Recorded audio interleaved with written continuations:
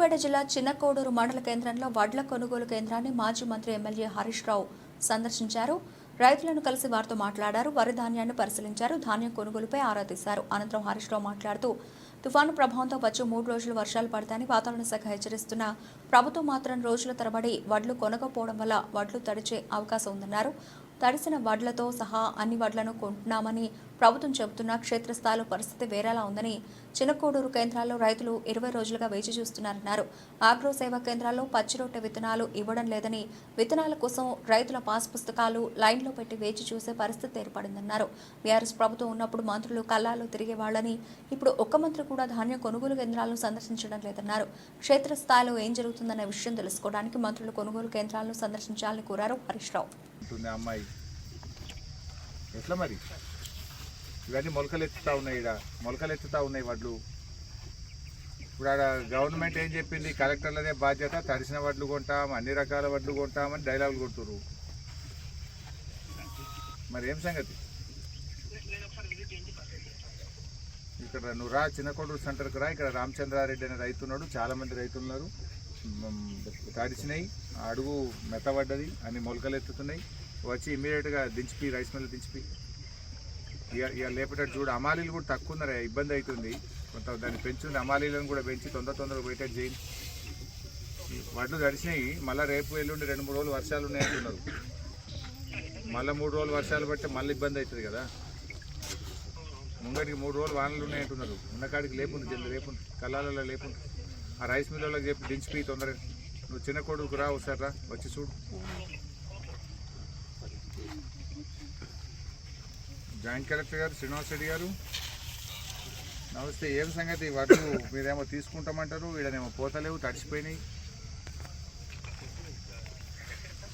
నేను చిన్నకోడూరు మండల హెడ్ క్వార్టర్లో ఈ వడ్ల కొనుగోలు కేంద్రంలో ఉన్న రామచంద్రారెడ్డి అని ఒక రైతు ఉన్నాడు. ఇక్కడ చాలామంది ఉన్నారు.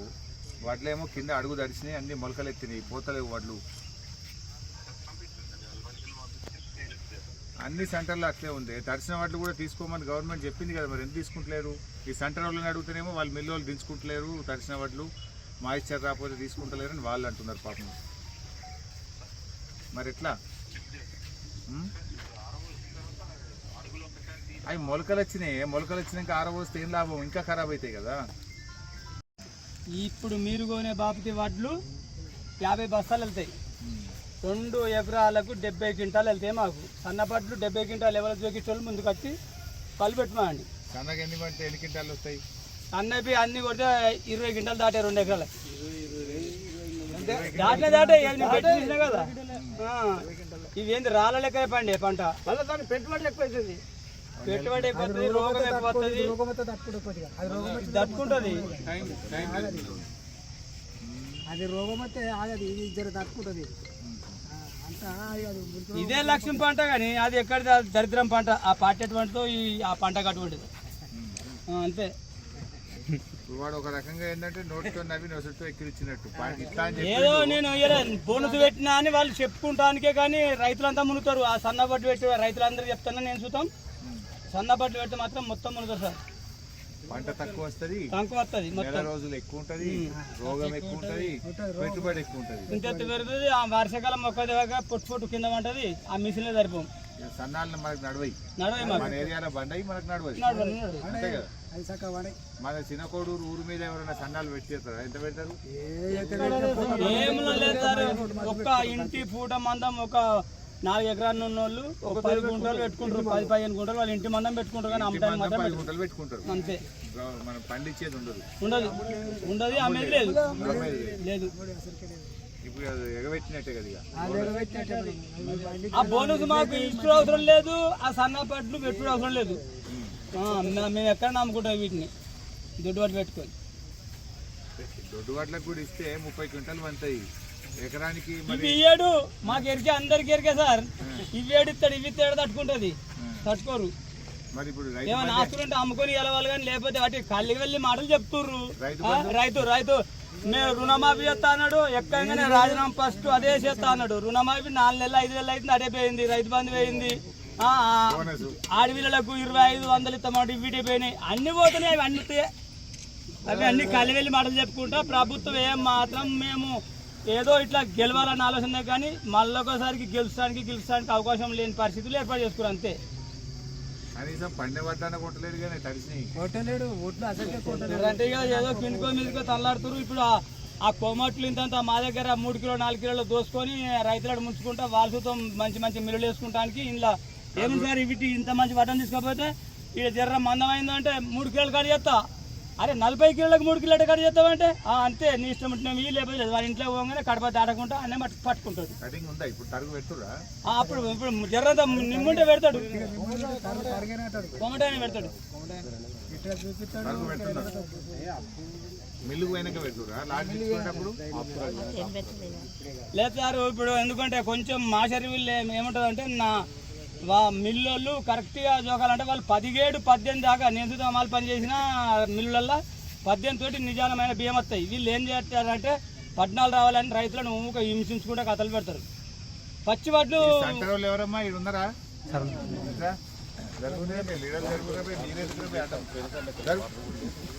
ఏమైందమ్మా పాపం ఆయన 25 రోజులు అయిందట మన రామచంద్రారెడ్డి స్టాప్ వచ్చి. 25 రోజుల నుంచి వాటిలో ఇన్నే ఉంటే ఎట్లమ్మా? ఎన్ని రోజులు అయింది పాప నువ్వు వచ్చి? 20 రోజులు కాకపోతే 2 రోజులు లెక్క చేయడం కోసం శనివారం శుక్రవారం చంద్రెడ్డి మనము కాదమ్మా అన్నీ కూడా తీసుకోమని చెప్పింది కదా గవర్నమెంట్.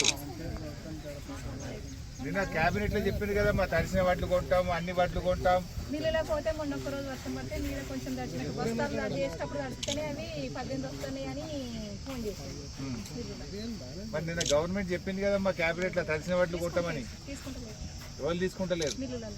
మిల్లులలో తీసుకుంటలేరు. మరి గవర్నమెంట్ హైదరాబాద్ లో కూర్చొని స్టేట్మెంట్ ఇస్తారు కదమ్మా తడిసినవి కొంటాం పచ్చి కొంటాం అన్ని కొంటామని. ఇప్పుడు పెద్ద మనిషి 25 రోజులే బడ్డు పోతలేమని బాధపడబట్టే.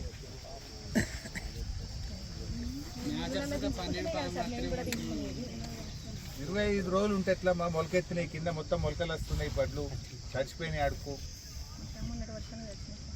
పోవాలి కదా జల్ది పోకపోతే ఇంకెప్పుడు పోతాయమ్మా వడ్లు? ఎన్ని రోజులు పడుతున్నాయి ఒక్కొక్క మనిషి పోవడానికి? 10 రోజులు.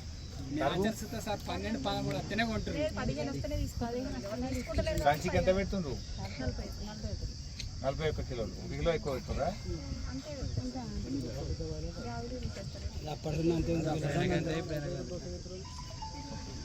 జల్ది పంపియమ్మా. పెద్ద మనిషి ఇబ్బంది పడుతుండ్రు, వాళ్ళకేమో ఇబ్బంది అవుతుంది అంటున్నారు, మీరేమో తీసుకుంటలేరంటున్నారు. మిల్లు తీసుకుంటలేదా? మరి తడిసిన వాటిలో ఏం చేయాలమ్మా? అవి మొలకెత్తబట్టి తీసుకోవాలి మధ్యలో మేమేం చేస్తాం సార్? వాళ్ళు అక్కడ మిల్లు పోతే వాళ్ళు ఆపుతారు కదా, ఇక్కడ వీళ్ళు తీసుకోమని కష్టం కదా. ఇక్కడికి వచ్చి చెప్పి ఈ రైతులకు తల్లిదండ్రులు లేదు సార్. తల్లిదండ్రులు రైతులకు లేకనే ఇదంతా బాధ. తల్లిదండ్రులు ఎక్కడికి రైతులకు పంటలు వండియకపోతే పాలు విండకపోతే కూరగాయలు వండియకపోతే అప్పుడే ఏర్పడుతుంది అందరికి. లగట్టుకుంటున్నాము పండించడం ఎక్కువ చేసుకోవడం పని తక్కువ చెప్తే ఏమవుతుంది నీకు? మరి చేసుకోలే నీరు కదిలిందా?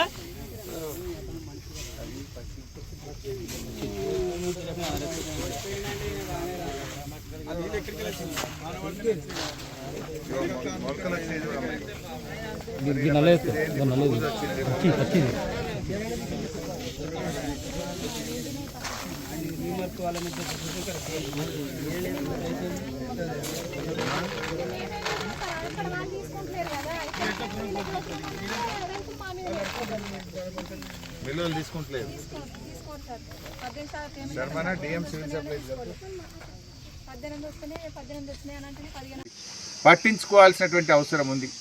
ఇలా బోనస్ విషయంలో వ్యవసాయ శాఖ మంత్రి గారు మాట్లాడుతూ అవగాహన లేని వాళ్ళు మాట్లాడుతుండ్రు, వడ్ల గురించి అని మాట్లాడుతున్నారు. ఇలా కిందికి వస్తే రైతులు ఏం మాట్లాడుతుండ్రో మీకు తెలుస్తుంది. ఇప్పుడు చిన్నకోడూరు రైతులు ఏం మాట్లాడినరు? మాకు పండేటియే దొడ్డు వడ్లు, రూపాయికి 95 పైసలు దొడ్డు వడ్లే ఉంటాయి, 5 పైసలు ఇంటి మందం 5 దొయ్యలో 10 దొయ్యలో పెట్టుకుంటాం, దానికి మీరు ఇచ్చే లాభము మాకు దొడ్డు వడ్లకు అన్ని రకాల వడ్లకు బోనస్ ఇవ్వాలని చెప్పి రైతులు ఇలా ముక్త కంఠంతో కోరుతూ ఉన్నారు. అంటే మీరు ఒక రకంగా ఇలా రైతుల్ని మోసం చేసిండ్రు. కరెక్ట్గా డబ్బాల ఓట్లు పడి సీలు పడ్డాక తెల్లారి సాగు కబురు చల్లగా చెప్పినట్టు మేము సన్న రకాలకే ఇస్తాం దొడ్డు రకాలకి ఇయ్యమని చెప్పి చేతులు లావట్టిండ్రు. ఇది రైతుల్ని మోసం చేయడం. నిజానికి దొడ్డు వడ్లు అయితే 30 క్వింటాలు వండే, సన్నం అయితే 20 క్వింటాలు వండే, 10 క్వింటాలు తేడా ఫరక పడే. 10 క్వింటల్ అంటే 20,000 రూపాయలు.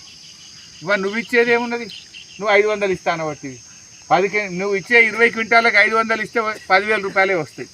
అంటే ఒక రకంగా రైతుకును మీరు ఎగబెట్టినట్టే, ఇయ్యనట్టే లెక్క. ఉత్తమ మాటలు చెప్తున్నారు మీరు. ఇప్పటికైనా ఆలోచించండి.